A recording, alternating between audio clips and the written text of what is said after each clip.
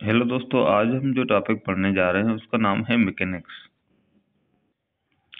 Mechanics ये physics की branch है। It is the oldest branch of physics which deal the motion of bodies under the action influence of the given force. इस mechanics में हम पढ़ते हैं कि कोई बॉडी कैसे मूव कर रही है, उस बॉडी का मोशन के बारे में हम बात करेंगे और उसको फोर्स लग रहा है उस बॉडी पे जिस लिहाज से वो मूव कर रही है, कि जो भी उसके जो डायरेक्शंस हो गए उसके बारे में पढ़ेंगे मैकेनिक्स में।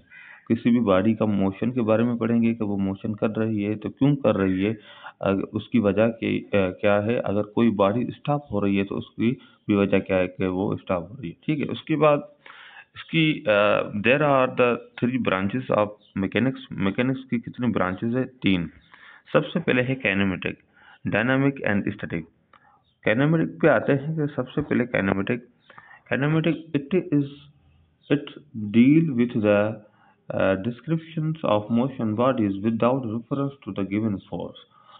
हम इस काइनेमेटिक में अगर किस बॉडी का मोशन के बारे में पढ़ रहे हैं तो उसका काज नहीं बताएंगे कि अगर ये बॉडी यहाँ से यहाँ मूव की तो किस फोर्स के बिहेव पे मूव की। लेट सपोज आपके सामने ये एक बॉल है, ये यहाँ से यहाँ तक मूव करके आया। हम ये नहीं बताएंगे कि इसको फोर्स मैंने दिया, इसको कौन सा फोर्स लगा। अगर ये बॉडी लेट सपोज और ये ग्राउंड है, ये बॉडी ऊपर से आ रही है नीचे की तरफ, हम ये नहीं बताएंगे कि इसको कौन सा फोर्स नीचे लगा। बस ये करेंगे कि इसने मोशन किया ग्राउंड की तरफ से ऊपर से, चाहे मैंने फेंका हो या खुद ग्रेविटेशनल फोर्स की बेवजह ये नीचे आए। हम यहाँ पे इस काइनेमेटिक में हम मोशन के बारे में पढ़ेंगे, बॉडी के मोशन के बारे में, पर without reference of given force. जो उसमें फोर्स लगेगी उसको हम नहीं पढ़ेंगे कि इस फोर्स के बिहेव पे इसने मूव करना शुरू किया। Are independent cause of motion, वो इंडिपेंडेंट मोशन का जो काज होगा, इसका जो सबब होगा कि इस सबब से ये बॉडी मूव कर रही है, हम उस सबब को नहीं पढ़ेंगे। ठीक है। It describe the motion inter mass. हम मास के बारे में यहाँ पढ़ते हैं। डिस्टेंस, ये बॉडी इतना डिस्टेंस किया, और उसके बाद हम पढ़ते हैं यहाँ डिस्प्लेसमेंट, स्पीड और वेलोसिटी, एक्सेलरेशन और इक्वेशन ऑफ मोशन जो होती हैं वो हम काइनेमेटिक के अंदर पढ़ते हैं। ठीक है, ये चीज़ें। अब हम आते हैं डायनामिक के। डायनामिक क्या बोलती है कि it is deal with the description of motion bodies reference to the given force. हम ऐसे पढ़ेंगे कि अगर कोई बॉडी मूव कर रही है तो वो क्यों मूव कर रही है, उसको कौन सा फोर्स लग रहा है कि उसने मूव करना शुरू कर दिया। ठीक है। Are agents to causing motion, उसका काज कौन सा होगा जिस काज पे ये बॉडी मूव कर रही है।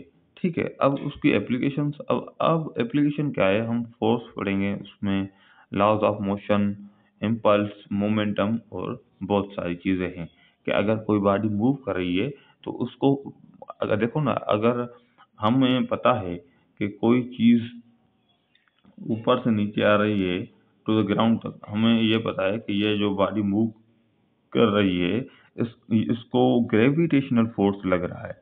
ठीक है। तो ये हमें कॉज तो पता है ना, जिस कॉज के लिए ये मूव कर रही है। सो हम डायनामिक में क्या पढ़ते हैं कि कॉज ऑफ मोशन।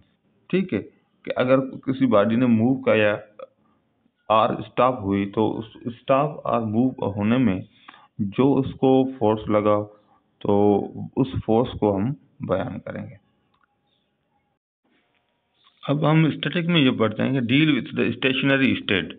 अगर बॉडी कोई भी रेस्ट में है तो हम उसके बारे में पढ़ेंगे। ठीक है। आप ऑब्जेक्ट, कोई भी ऑब्जेक्ट हो या आर बैलेंसिंग फोर्स, अगर वो बैलेंसिंग फोर्स भी हो, लेट्स सपोज उसको हम बोलते हैं इस जगह। उसकी क्या होती है, if a body moving with the constant speed, अगर in a straight line and line velocity does not change, acceleration does not produce. हमें पता है कि अगर बॉडी कांस्टेंट स्पीड के साथ स्ट्रेट लाइन में मूव कर रही है, तो अगर वेलोसिटी चेंज नहीं होगी तो एक्सेलरेशन प्रोड्यूस ही नहीं होगी, ठीक है। तो although acceleration in the direction of changes in the velocity, हमें पता है कि जब वो बॉडी भी स्टेशनरी कहलाएगी जिसकी वेलोसिटी चेंज ना हो।